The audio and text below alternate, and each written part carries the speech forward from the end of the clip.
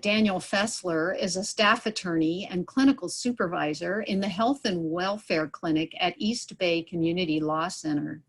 Daniel joined East Bay Community Law Center in 2015, where they provide holistic legal services, primarily through medical legal partnerships with Highland Hospital, UCSF Benioff Children's Hospital, and local HIV/AIDS medical providers. Daniel is the founding supervising attorney of the Name and Gender Change Workshop, a Berkeley law student-initiated legal services project, which provides assistance to obtain a court-ordered name and/or gender change and to update identification subsequently. Prior to joining East Bay Community Law Center, Daniel was the Tom Steele Fellow at Transgender Law Center, where they partnered with local transgender-specific community organizations to reduce barriers in accessing legal services. They were a 2015-2017 board member of Bay Area Lawyers for Individual Freedom and Bay Area's LGBT Bar Association. Daniel, thank you so much for being with us today. We're really appreciative that you're here, and I'll be happy to help with the chat as you give your information share with us today. Thank you. Yes, thank you. Thank you for having me, and thank you for giving me the opportunity to share such important information with folks who are on the front lines working in the community. I usually try to kind of ground everyone in the moment. I know there's a lot going on in the world right now. And so if you all wouldn't mind just taking a moment to, and if you feel comfortable, using the chat box to share in maybe 5 words or less how you're feeling right now. And I'll just wait a moment for folks to be able to share.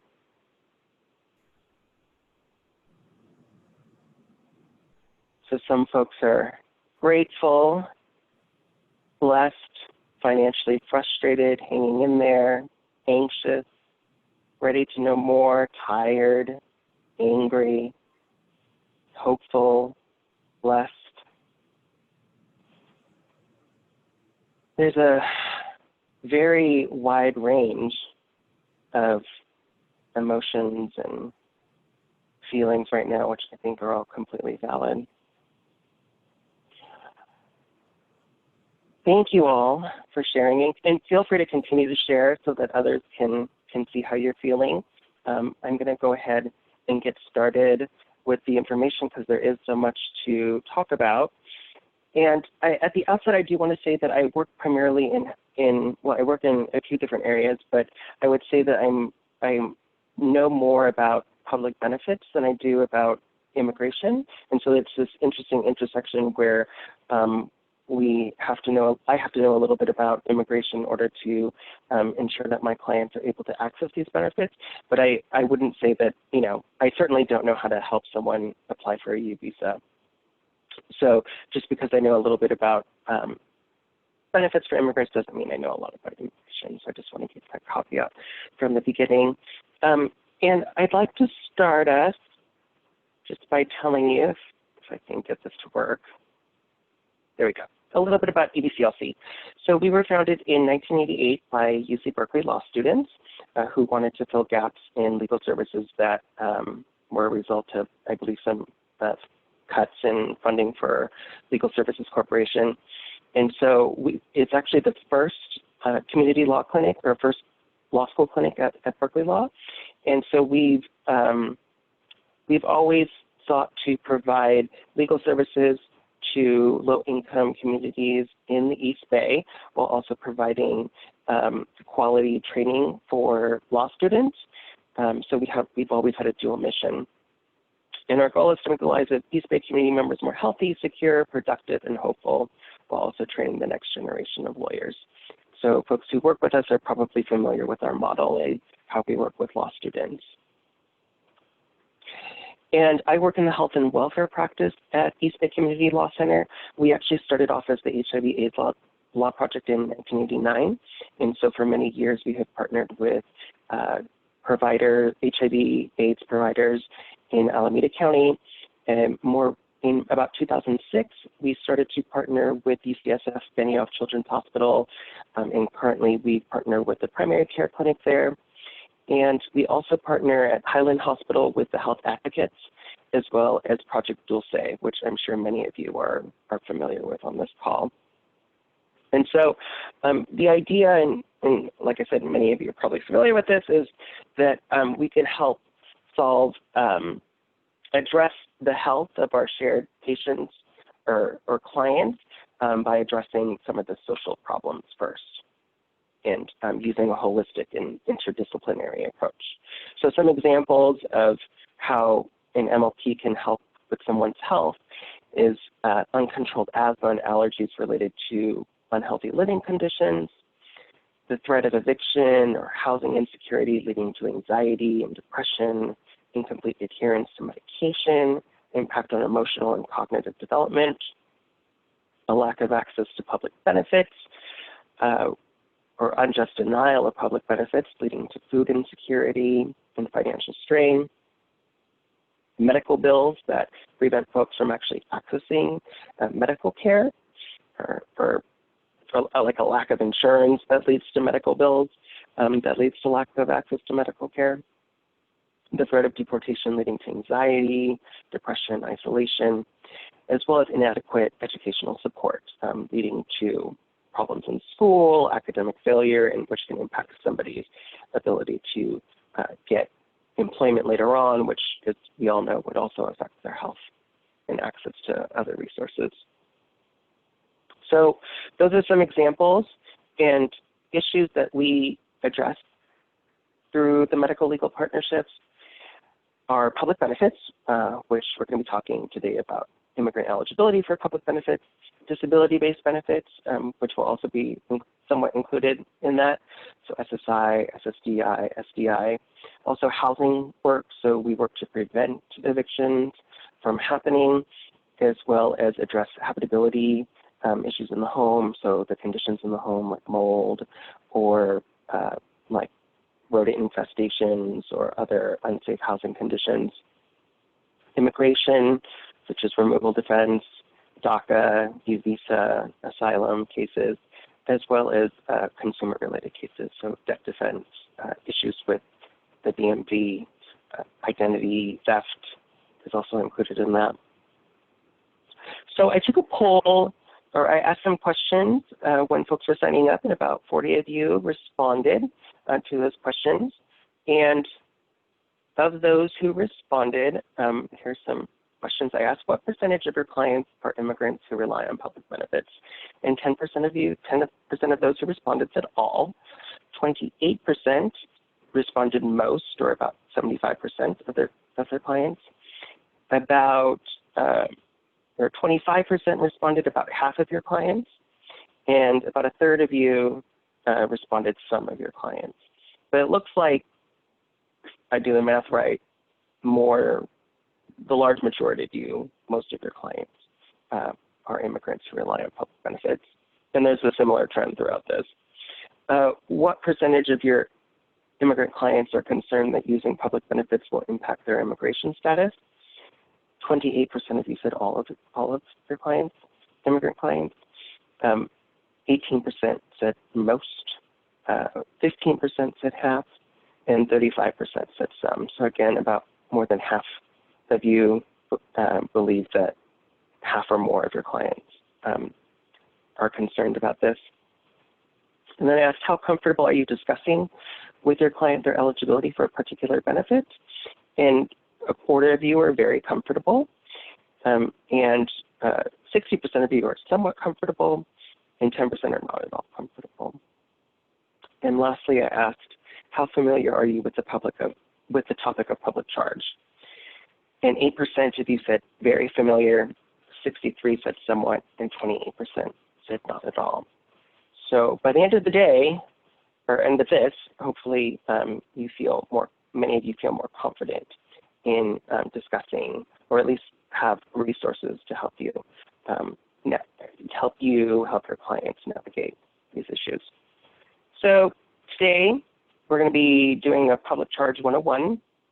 We could probably sit here and talk about this for hours, and the rules are incredibly complex. So even I, who have been doing this work for a number of years now, need to rely on my resources. And it's so complicated, and sometimes it doesn't even really make all that much sense. I really need to look at the charts and resources to confirm, especially when I'm trying to figure out which immigrants can access which public benefits. I actually borrowed these slides from my colleague, and she had this land acknowledgement, and at first I didn't understand what it was, and I really enjoyed it, so I wanted to keep it in. It's just acknowledging that many of us in the Bay Area are on what was Ohlone land previously and are occupying Ohlone land. So I just wanted to acknowledge that that's ongoing, and that's been going on for centuries. So a little pop quiz. I'm going to check my time. A little pop quiz. We're going to answer these questions at the end of the presentation, so don't dive in and respond in the chat because we'll get to it. But just to kind of get you thinking, what do you think the answers to these questions are right now? So Dahlia recently applied for a U visa, is not yet approved. The Department of Social Services tells her she's not eligible for CalFresh and full scope Medi-Cal. Are they right? And I'll give you the answer later, at the end of the presentation. Could accepting CalWorks for herself and her U.S. citizen children impact her eligibility for a U visa? Another case, Ricardo has been granted asylum. If he receives CalFresh, could this impact his green card or permanent resident application? And lastly, Lakshmi is undocumented and has no immigration remedy. Will she have immigration consequences if her U.S. citizen children receive CalFresh? So think about how you would respond to that, maybe even how your clients would respond to that. And as we go through this, so we're going to start our public charge 101 portion of the training. And just this, I'll present you with kind of a common, unfortunately, story that may be familiar to you. So the story of Abdul and Wafa. Abdul is 3 years old, and his sister Wafa is 4 months old. Wafa's appointment is for her 4-month checkup. She has not been growing as expected on the curve. Abdul is coming for the flu shot. He has also lost weight. Family admits to new food insecurity. They have disenrolled from CalFresh and WIC after hearing about public charge on the news. They have been trying to stretch out the baby's formula as they cannot afford to buy enough cans per month. So unfortunately, this is something that is not uncommon to hear about. There's so much fear in the community around public charge, about it affecting somebody's immigration status, and frankly, it seems designed that way. So hopefully you'll feel empowered and have resources to address this type of concern when it shows up in your office. So what is public charge? So public charge is an analysis that USCIS will sometimes engage in when somebody is applying to get a green card. And the key question is, will an applicant for a green card likely depend on the government for financial support in the future? There was an update to this that went into effect in February of this year. There was a lot of litigation around this, and I think there was actually an injunction to prevent the rule from going into effect. It was originally going to go into effect in October. There was I believe an injunction to stop it, and then eventually I think the Supreme Court actually said that the rule could go into effect on February 24th. So it has gone into effect, and this new rule will consider the totality of the circumstances, which it also did in the past, and whether or not the person who is applying for a green card at some point in the future, or or are they more likely or not at some point in the future to receive one or more public benefits for more than 12 months in the aggregate within any 36-month period? And they will actually count 2 benefits in 1 month as counting as 2 months.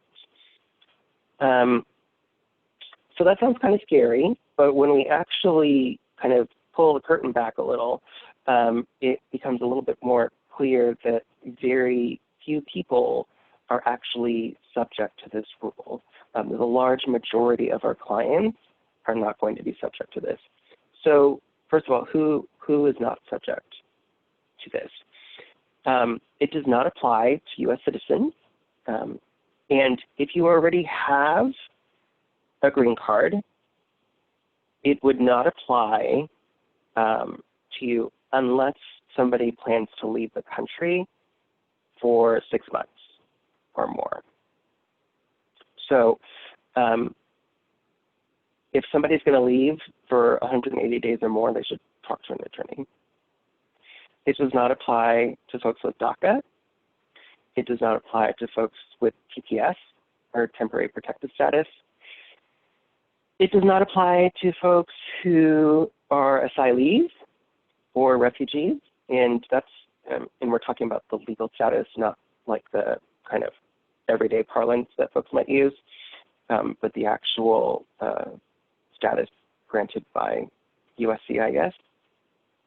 It would not apply to special immigrant juvenile status or VAWA self-petitioners, anyone who's received or applied for a U visa, or anyone who's received benefits with a U visa status, and similarly T visas. And that's many of our clients. Many of our clients get benefits through these different ways, so it doesn't apply to many folks that we already work with.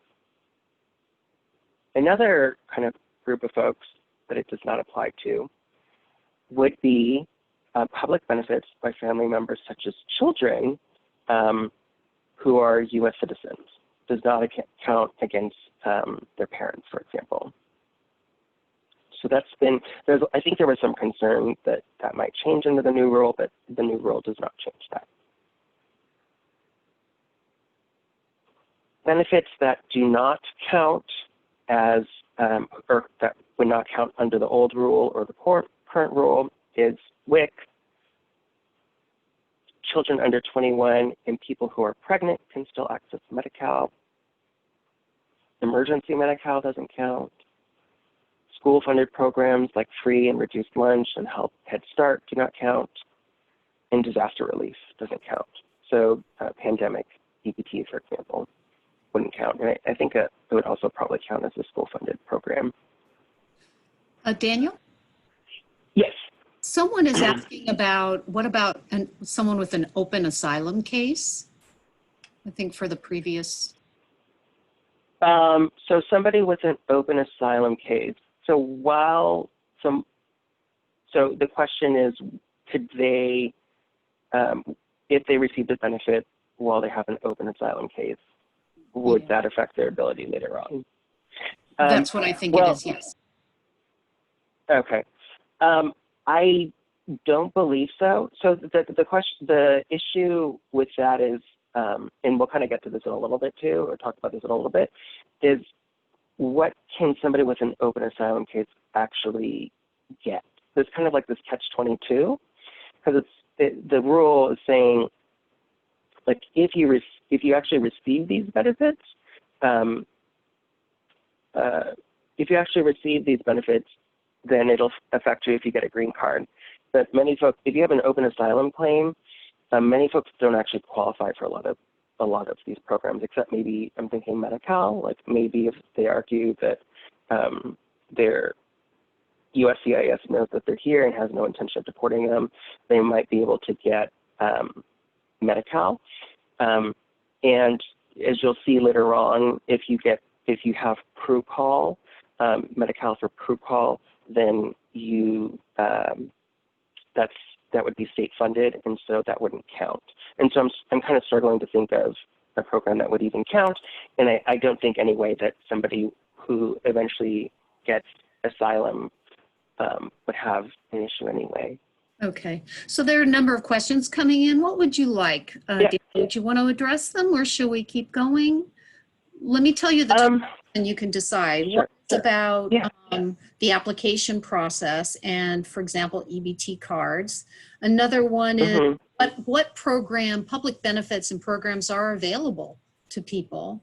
Let's see, where that wouldn't count. So I have a feeling that you're going to be talking about all of these. So we will do is I'll keep track of them and see if they're solved or if they're answered. Why don't we keep going, and then before we maybe dive into immigrant eligibility generally, we'll see if I missed any of it. Sounds good. So programs that are now considered in the public charge analysis, the old rule really just considered, for the most part, cash assistance, such as CalWorks and SSI, and also long-term care under Medi-Cal.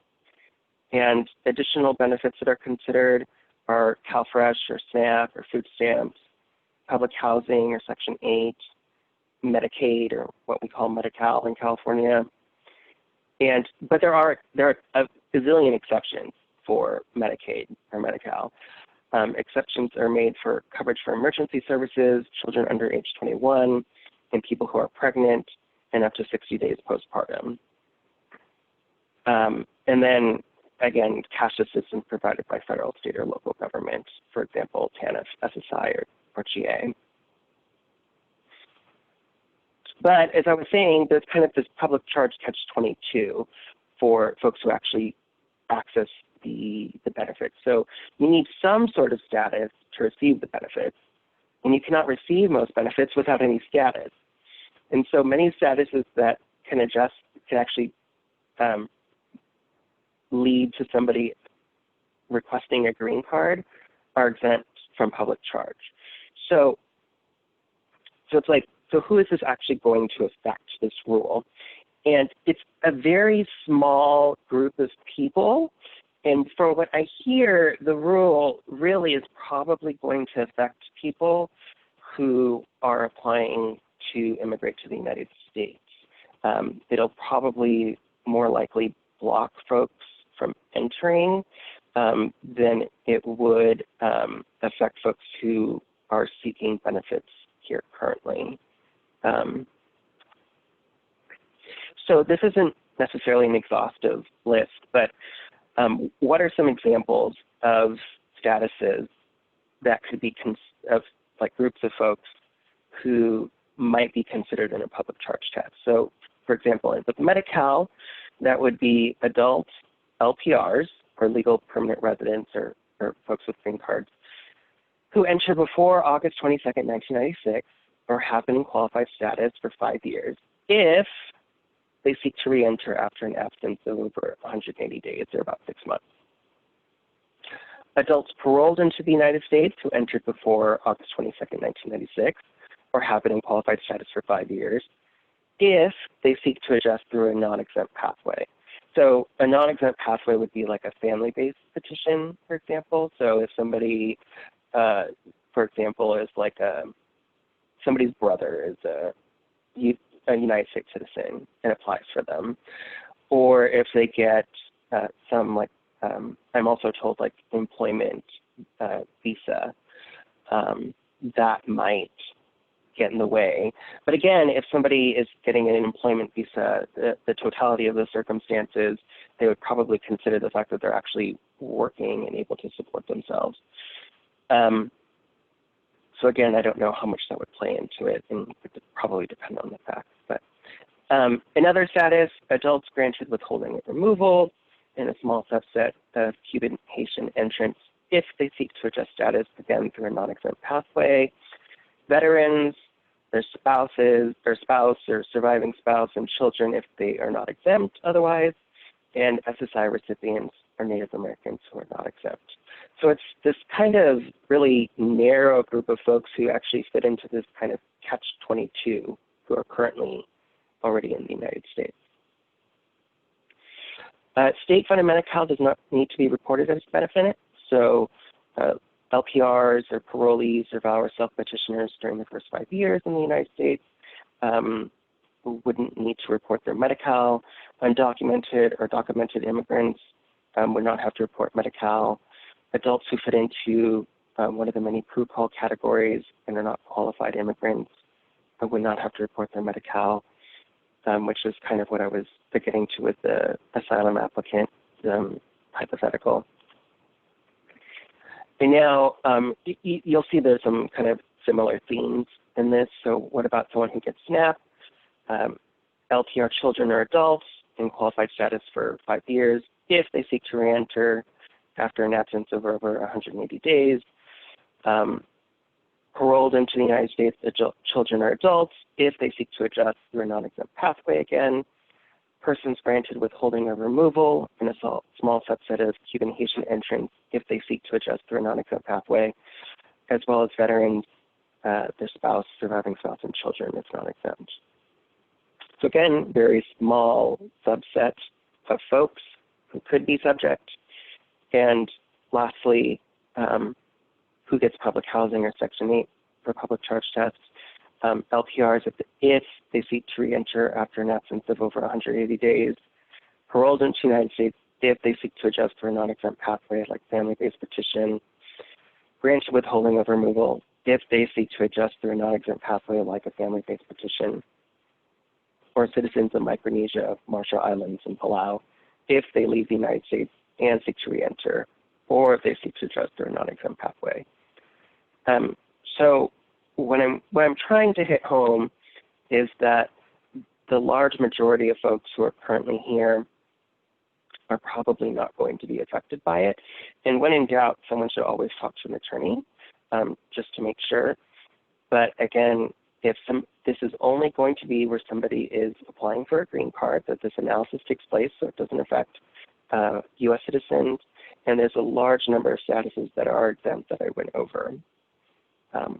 So I don't know, Beth, if before I dive into immigrant access to public benefits generally, like which statuses actually qualify folks for benefits, if there are other questions you want to ask.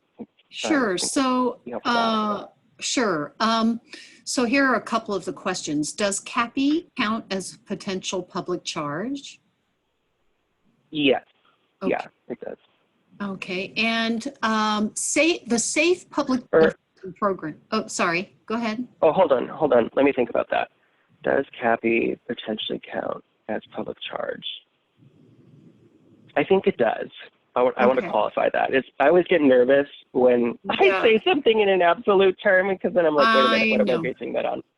All right. So I'll say, I think so. Okay.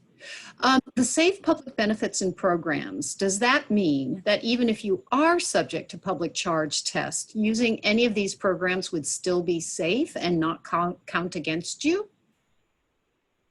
Sorry, could you repeat the question? So they're talking about the Safe Public Benefits and Programs. So do those mean that if you even if you are subject to the public charge test, using any of these programs would still be safe and would not count against you?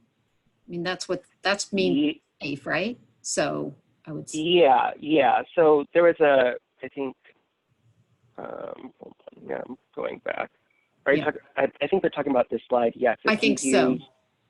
Any of these, then they would not count in the public charge. They wouldn't be one of the months, one of the 12 months that are counted in the public charge analysis. So there's another question there's a couple that are pretty detailed that I think maybe I'll put in a list and have you answer and respond to about it. One wants to know about the EBT card, the pandemic EBT card, and is it considered public charge? No, that one's not. All right. Okay, let's keep moving because there could be some of these other questions that end up getting answered. Great. So immigrant access to public benefits. So which immigrants can actually access the public benefits? And now that I'm thinking about it, I'm like, maybe it would have been helpful to go over this first before going over into public charge.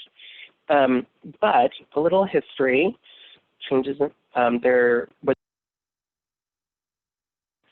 under welfare reform, and many immigrants who previously qualified no longer qualified for certain benefits. And folks who previously qualified were so they throw around these terms qualified and not qualified. So a qualified immigrant is a lawful permanent resident, refugee, asylee, U visa, T visa holder, and in some cases applicants. And not qualified immigrants are all non-citizens who do not fit into the qualified category. And I always have trouble wrapping my head around that. Each time I look at it, I get a little confused.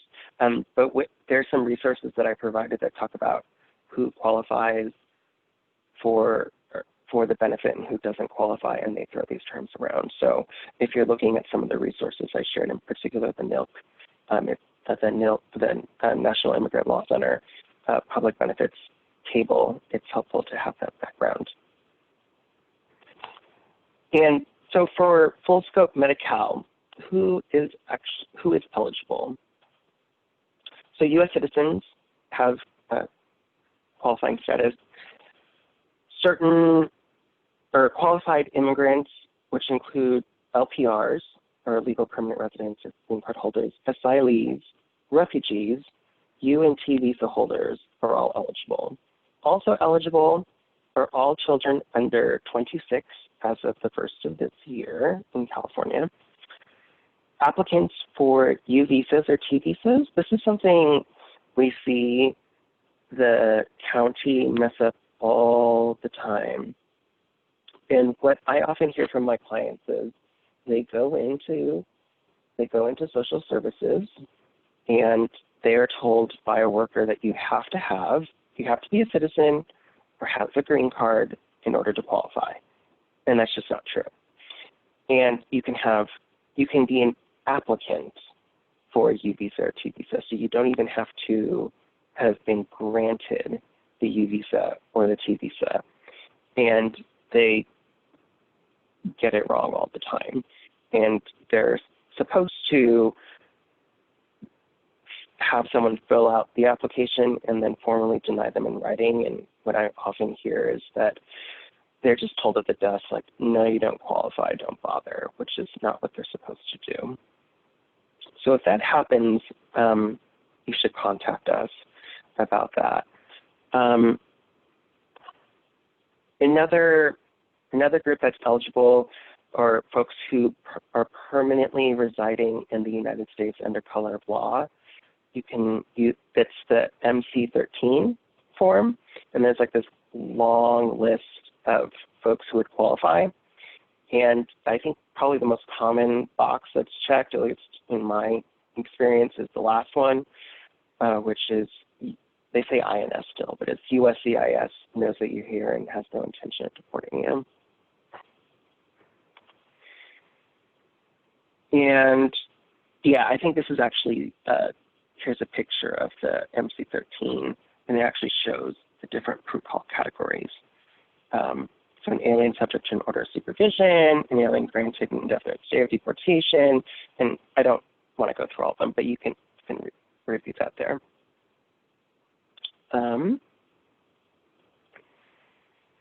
And yeah, the language is kind of terrible on these things, but it just mirrors the Immigration and Nationality Act, which is why it's there. So who generally is eligible for SNAP? U.S. citizens. U.S. citizens always have, well, it makes me nervous to say always, but almost always have qualifying status. Qualified immigrants, so LPRs, asylees, refugees, U and T visa holders, Also eligible U visa applicants, T visa applicants, and victims of trafficking. We're going to see some similar things. And remember that U.S. citizen children, if you have clients whose parents are undocumented, but they have U.S. citizen children, the receipt of the benefits for their children would not affect them. They can still get it, and it would not count in any sort of public charge analysis.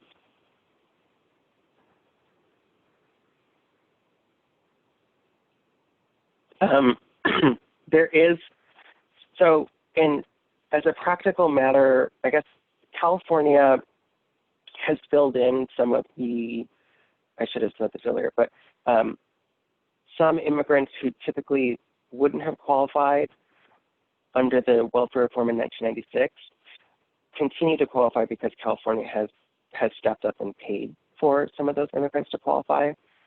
So some folks who wouldn't have qualified under SNAP qualify because they live in California, and we have a program called CFAP, which stands for California Food Assistance Program, and we'll pick up the bill.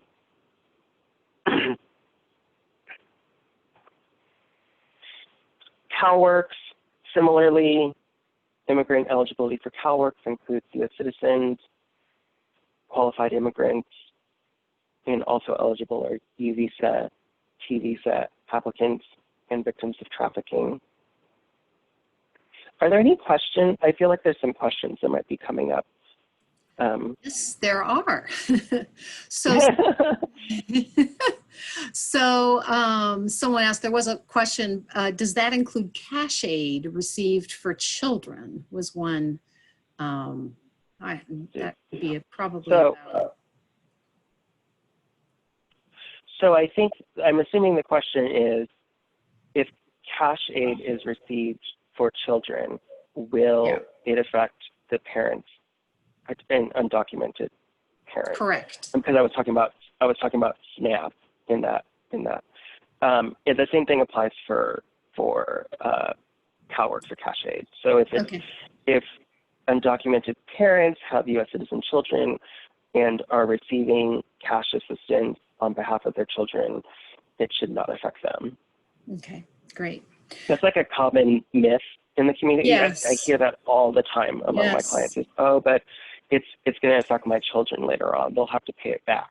And that's not true. Yeah. It's a good clarification. Thank you. Then there was a question of someone asked what a T visa is.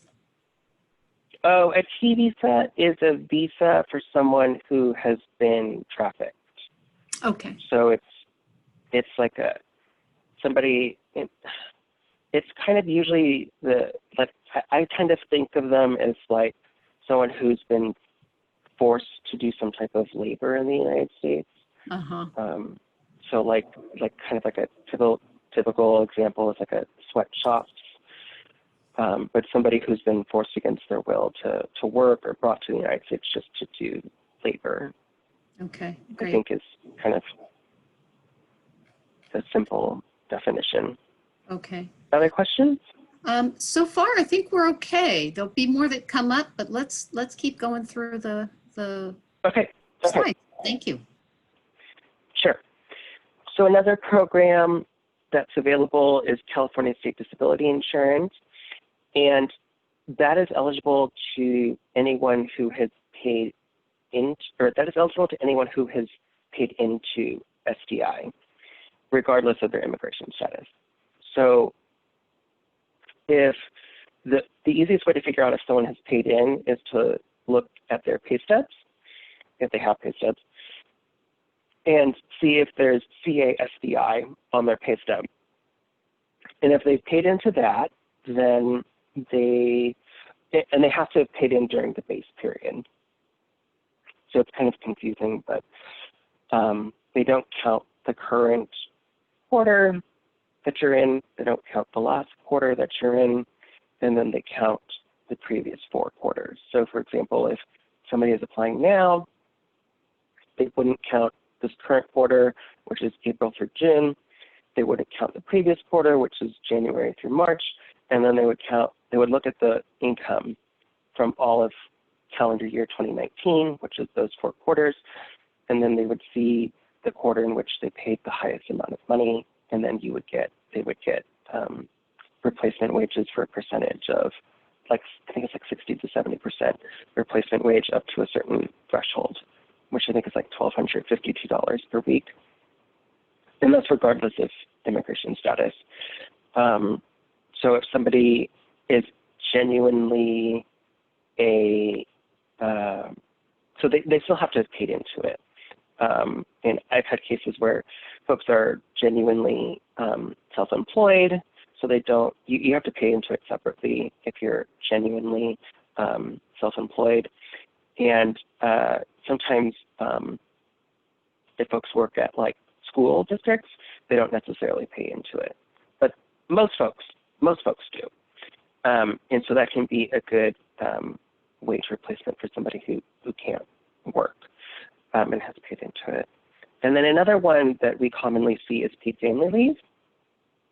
And it's the same base period, so don't count this quarter, don't count last quarter, and then all 4 quarters. And it's also regardless of immigration status. And it's to help somebody like take care of a family member. And I don't exactly remember how they define family member, but it probably includes like parents and children. I don't know how far it stretches beyond that. And also to bond with a child within 1 year of their birth. And a new change that's happening is as of July 1st, 2020, you can get it for up to 8 weeks, but you have to apply January 1st or after. So all of my colleagues going on parental leave who typically use this, I'm like, wait until July 1st to apply for paid family leave, because then you will get 8 weeks instead of 6 weeks. So that is another program that immigrants can get regardless of immigration status, so long as they pay into it. SSI. So SSI is who is eligible. Again, U.S. citizens, refugees, asylees, so that's the status of refugee or asylee, people granted withholding of removal, and victims of trafficking only during the first 7 years after status is granted. LPRs with 40 quarters of work, but must wait 5 years after entry for applying. Veterans, active military and their spouse and children, and Native Americans born outside the U.S. And there's like these are just some of the statuses too, I should say, because there's a complete list in the public benefits chart that is part of the resources that are going to be sent out. It's very, very detailed. Like it's very, very complicated. And I'm naming the statuses that are probably the most common for the communities that I work with. And so if somebody is in kind of like a more unusual status, I go and I look at the chart because each program's different. Each program has different eligibility. So, and it can be very confusing to keep track of all of them. So Daniel, there's a question. You said that kids under 26 are eligible for SSI. Does that mean they can be eligible for SSI too? So I think the 26 was in reference to Medi-Cal. Yeah. So somebody who's under 26 and otherwise is financially eligible for Medi-Cal, even if they're undocumented, can get Medi-Cal. That does not apply to SSI. Okay, right. What about in-home supportive services? So that's a good question. So I have to think about this. You can also get back to us. You can email us. Yeah. Send that out. Yeah, because usually somebody has to have. That might be like a get back to you question because that sounds have good. A disability determination and stuff. I'll keep track of that one and we'll get the answer to it and send it out. Okay. That's it. My kitties are hissing at each other, so don't mind if you hear some hissing. All right. Cash assistance program for immigrants. So this is one of those programs that was created by the state of California after welfare reform in 1996. And California, I think, as a result of a lot of advocacy from communities and advocates, California decided to continue to pay SSI for those who would have been eligible before the reforms in 1996. So refugees and asylees after 7 years with status. So after 7 years of being here, when their SSI eligibility is lost, they can get CAPI. So LPRs during the 5-year wait for SSI eligibility can get CAPI, or if they don't have their 40 quarters of work. Also eligible victims of trafficking, visa applicants, visa holders, anyone in those PRU-CAL categories that we talked about, because the PRU-CAL categories in CAPI are the same as the ones for Medi-Cal. So if anyone fits into one of those, then they can also potentially be eligible for CAPI. So why don't I go back to my pop quiz. So this question, Dahlia recently applied for a U visa and is not yet approved. Department of Social Services tells her she is not eligible for full scope Medi-Cal.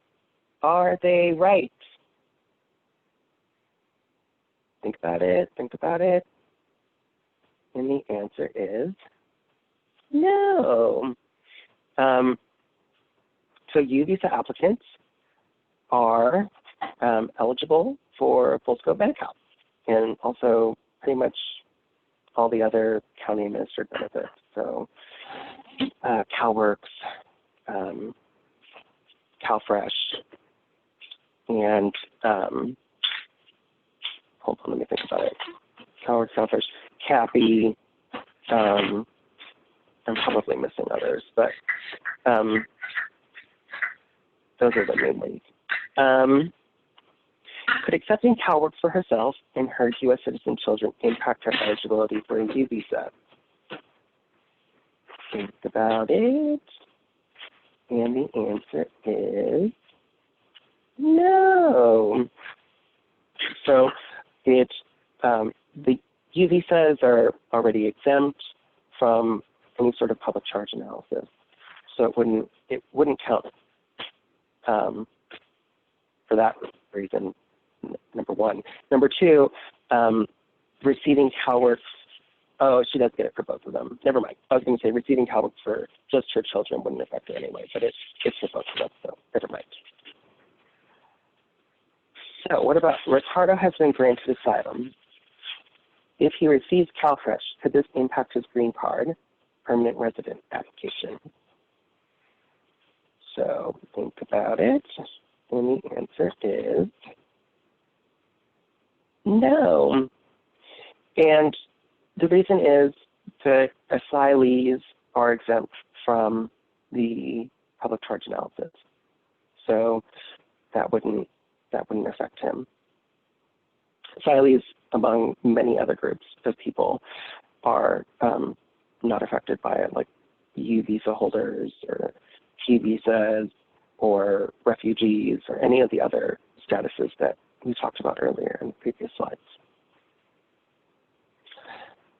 Lakshmi is undocumented and has an immigration remedy. Will she have immigration consequences if her U.S. citizen child receives SSI? Think about it. And the answer is no.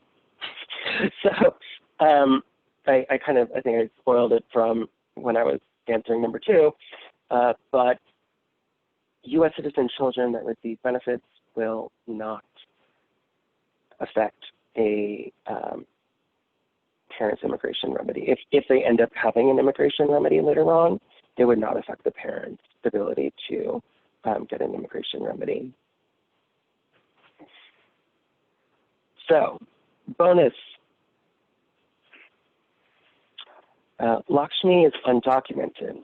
She has been working and paying taxes using a false social security number.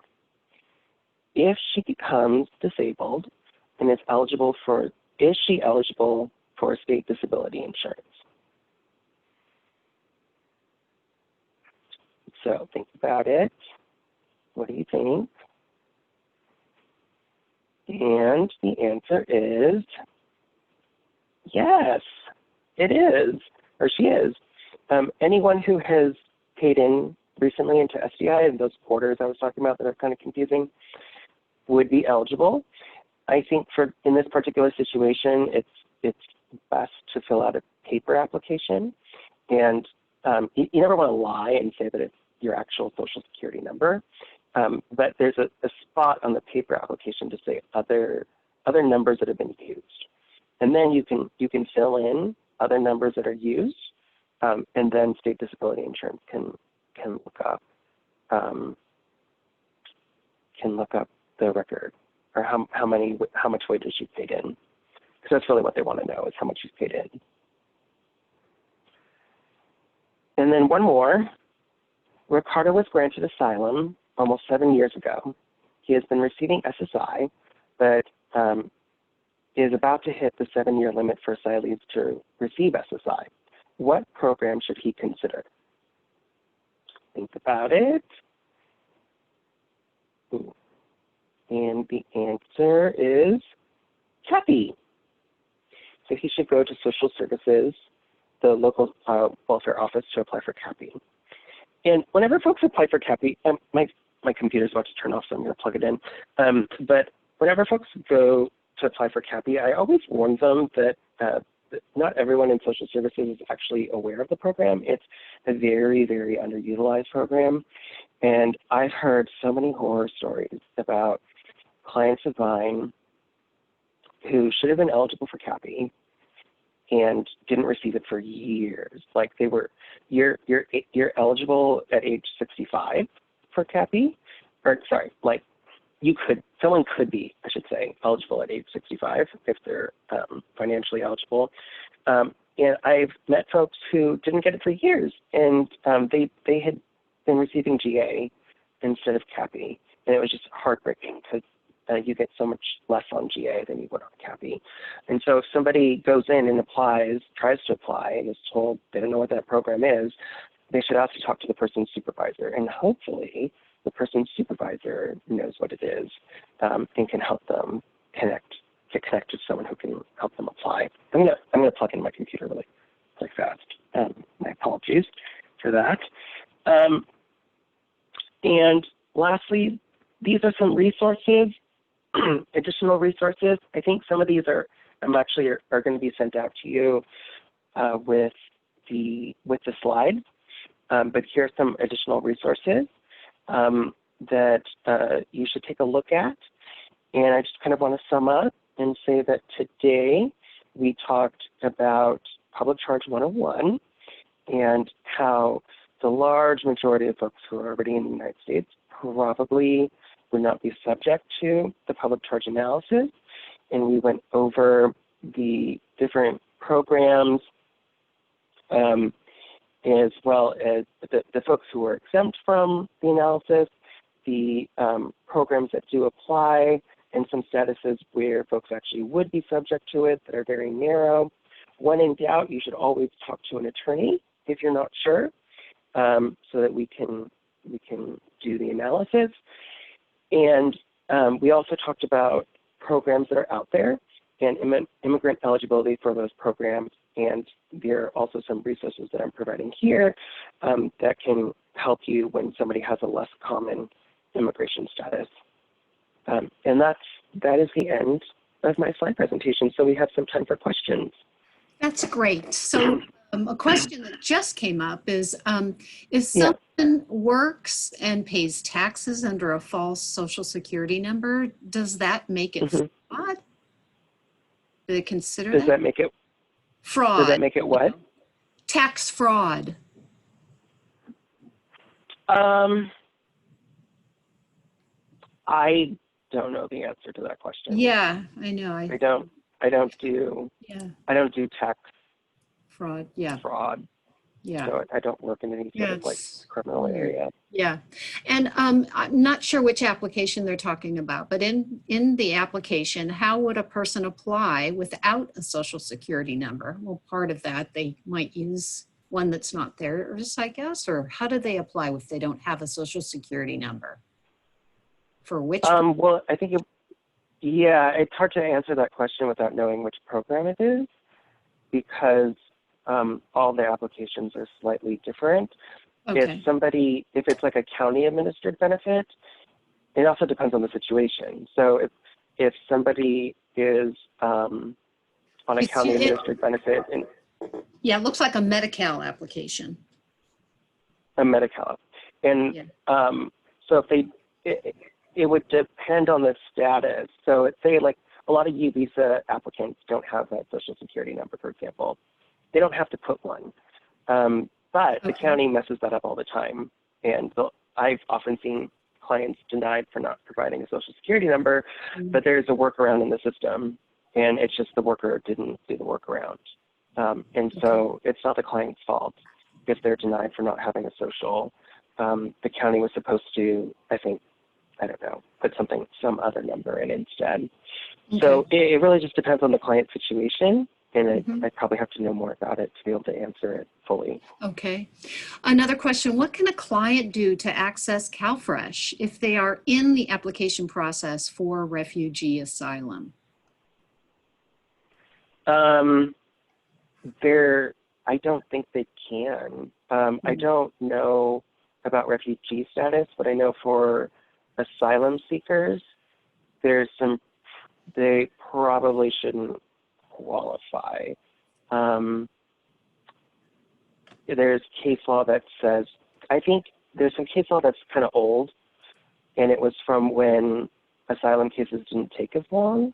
And so I think the idea was that, they'll just wait to see whether it's granted or not to give it to them. And, but now people wait years for their asylum or case to go through. And so if you're an asylum applicant, you're currently not eligible for CalFresh, unfortunately. And I don't know about refugee status though, off the top of my head. Okay. Someone is asking about free immigration lawyers that can support families when needed. Is that your agency? Is that? Sorry, I got a call on my phone, but so it's distracting me. The question was free legal services for immigrants and families. There's a referral sheet that I will be providing that will be sent out with the slides, and it's very difficult to obtain free immigration legal services right now because of the political climate that we're in and the incredible need in the communities that we're serving. And so I would say to just go through that referral sheet and contact every single one of those agencies, or the family should, to see who has availability right now to help. All right. And someone is asking about filing a formal appeal when a client is denied due to lack of social service or the worker having the knowledge of a benefit. Does verbally asking for a supervisor to get involved usually work? Probably mixed outcomes with that, but I guess they're asking about a formal. So our strategy would be to try both. The problem is especially, it depends on the county that you're working in, but with Alameda County, they've moved to a task-based system. And so that means that people used to have caseloads and cases that they're working on. And so each family or each person would have an actual worker, and then you could talk to that person's supervisor. But now, like, lots of different people are working on cases, and so it's actually kind of hard to get a hold of the supervisor, whoever did the work on the case. So you can file an appeal, which would schedule a hearing and get an appeals officer involved, and they're usually it's usually easier to get a hold of that person, but it can take a few weeks, or right now it's taking even longer for hearings to get scheduled. Okay. There's also the Public Affairs Office for Alameda County called Client Concern, which can also be a way to try to get a hold of somebody. And I email clientconcern@acgov.org when I have issues for my clients. And Okay. sometimes they're more responsive than others. And sometimes they can take care of things right away, and sometimes I don't hear anything. So it really just depends. But I just kind of, when I'm doing public benefits advocacy, I kind of just keep trying things until something sticks. Yeah. Yeah. Someone is asking about eligibility for Medi-Cal, not full scope, and how is it different from full scope Medi-Cal? So there's different. So full scope is essentially when most things are covered, I would say. Restricted scope is like emergency Medi-Cal, and that's related to if somebody goes to an emergency room visit, or if it's related to pregnancy. So if somebody is pregnant, visits related to the pregnancy would be covered. There's also Medi-Cal with a shared cost, which is when it's kind of like a monthly deductible. And so usually that's when somebody also has Medicare, and Medicare is covering 80% of the cost. And somebody has to meet the monthly deductible, or what they call a shared cost, before Medi-Cal will kick in. So there's like lots of different kind of coverage levels that Medi-Cal can offer depending on the client's particular situation. And full scope is just saying that probably just about everything is probably going to be covered. There's exceptions to that, but most things will be covered. Whereas with restricted and shared costs, it's more limited. Yeah. And someone asked about these resources that you've provided, if we have them in Spanish, or if you have them in Spanish. Any resources? Oh, that's a good question. I'm trying to think. I don't think many of the resources that I provided are actually in Spanish. The public benefits table, I don't think that's in Spanish, unfortunately. The Alameda County public charge infographic might be available in Spanish. Okay. But the rest of the resources, I'm not sure, and maybe probably not, unfortunately. Yeah. Someone says, it is my understanding that when you apply for CalFresh, the entire family has to apply. How will this affect a parent who is in the process of getting their legal status? And how will this affect the parent once he or she becomes an LPR and has a sponsor? So when you apply for CalFresh, everyone's on the application. So what they want to know who buys and prepares food together. That's how you construct a CalFresh household. And so when the parents are included in the application, they're only going to provide benefits for those who have adequate immigration status, which is oftentimes the U.S. citizen children. And they include the parents in the household so that they can count their income against their U.S. citizen children. And they prorate the amount of income that the parents or the other income earners have in the household against those with adequate immigration status, usually the U.S. citizen children.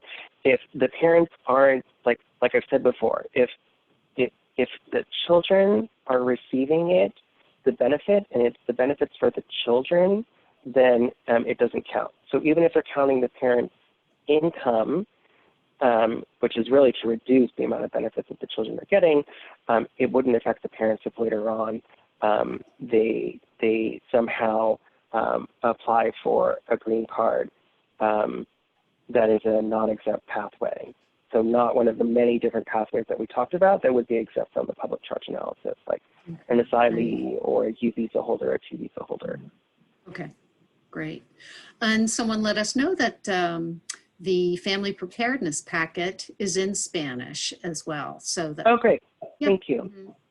Thank you. And someone asked, does immigration status matter for emergency Medi-Cal? No, as far as Yeah, I don't know. think so. Yeah, as far as I know, it does not also. Mhm. Great. That is about all of our questions.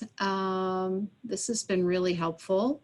Again, to everyone, Great. we'll be sending out a, oh, here's one. Will an immigrant stop receiving CAPI if they become citizens? Great. Thank you for that. I didn't get to that one.